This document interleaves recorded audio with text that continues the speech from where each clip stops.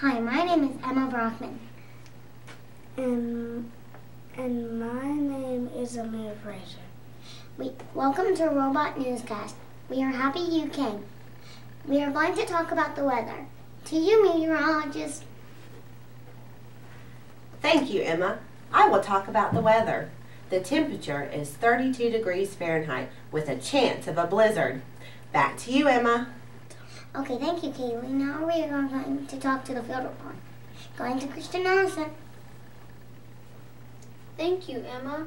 You will need to stay in the house. Wow, it's cold. Burns. There is lots of snow on the ground, and you can't see very far because snow blocks your sight. It's really windy out here. Back to you, Amir. Thanks, Kristen. Okay, now we are going to talk to the safety expert, Ekwan.